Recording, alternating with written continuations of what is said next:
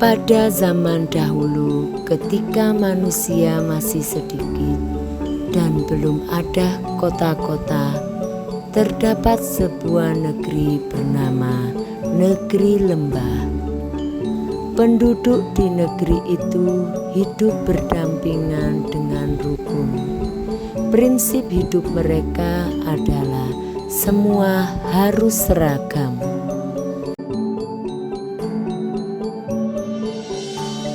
Rumah, pakaian, makanan, semuanya sama. Mereka hanya makan pisang setiap harinya.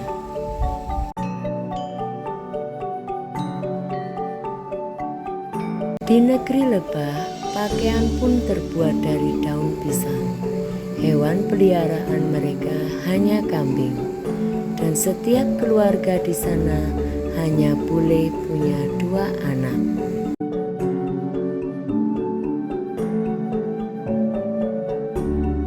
Jika ada keluarga yang punya 3 anak, maka salah satu bayi mereka akan dibuang, atau 1 anak akan diusir dari perkampungan.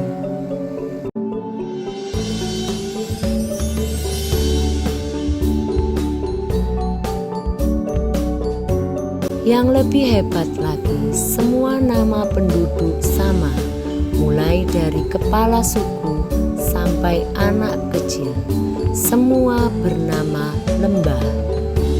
Dan setiap pagi kepala suku mengumpulkan penduduk untuk dipanggil.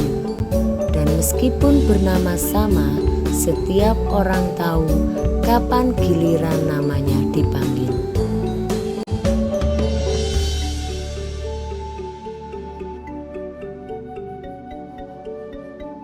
Tahun demi tahun telah berlalu, jumlah penduduk semakin sedikit karena wabah penyakit, atau mereka mati karena dimakan oleh binatang buas. Akhirnya, seorang pemuda memutuskan untuk melakukan perubahan. Dia mencoba menjinakkan seekor hewan.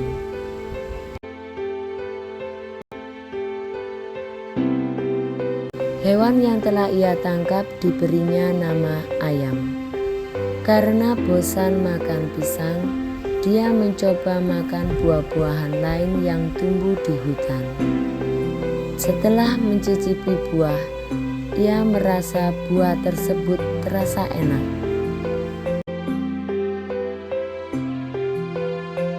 Pemuda itu juga membuat pakaian dari kulit pohon, karena ia yakin bahwa kulit pohon lebih tahan lama daripada daun pisang.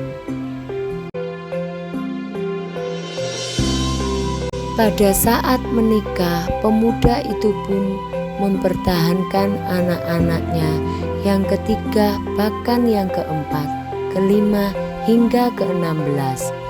Dia memberi nama anak-anaknya dengan nama, warna tanaman di sekelilingnya. Ketua suku di negeri Lembah meminta pemuda itu untuk membuang 14 anaknya.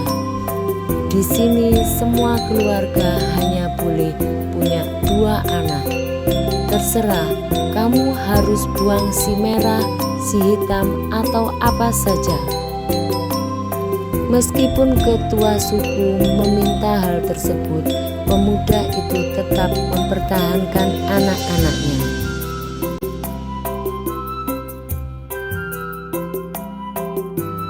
Tetapi meskipun menjalani cara hidup yang berbeda, keluarganya tetap bergaul dengan penduduk yang lain.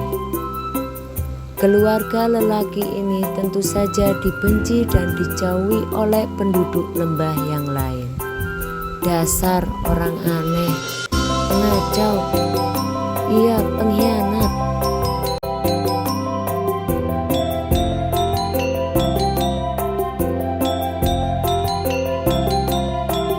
Kukuruyuk. Para penduduk lain pun sangat takut dengan suara ayam yang pagi-pagi berkokok. Ah, pasti makhluk aneh punya si lembah itu. Iya.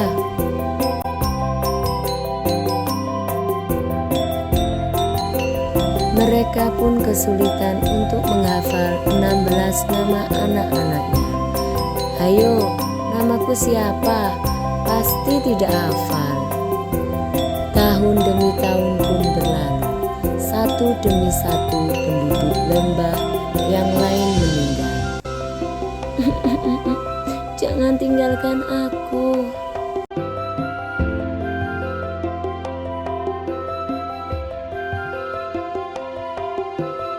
Penduduk lembah meninggal satu persatu. Namun keturunan dari lelaki itu tetap bertahan hidup, bahkan memenuhi desa lembah itu. Pada akhirnya keturunan dialah yang tersisa dan beranak pinak. Negeri kecil itu pun berubah menjadi ramai dan padat, dan berganti nama menjadi Negeri Pelangi.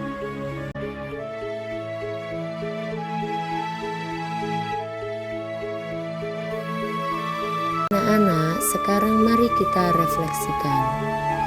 1. Apakah kekurangan dan kelebihan penduduk lembah? 2. Jika dihubungkan dengan kehidupan kita, negeri lembah dan negeri pelangi menggambarkan apa saja? Tahukah kalian, kesatuan tidak menghapus keanekaragaman. Tanpa keanekaragaman, tidak akan ada kesatuan sejati dan sempurna.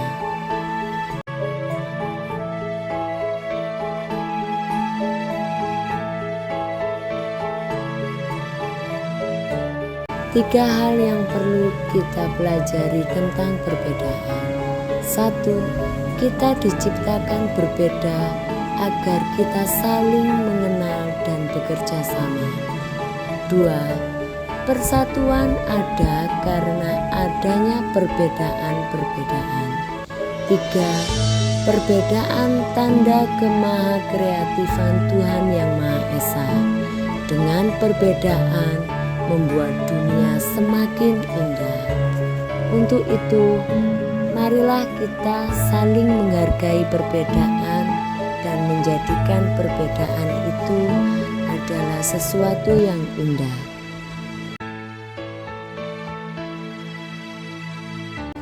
Terima kasih sudah menyimak video ini sampai selesai. Semoga video ini bermanfaat untuk kita semua. Wassalamualaikum warahmatullahi wabarakatuh.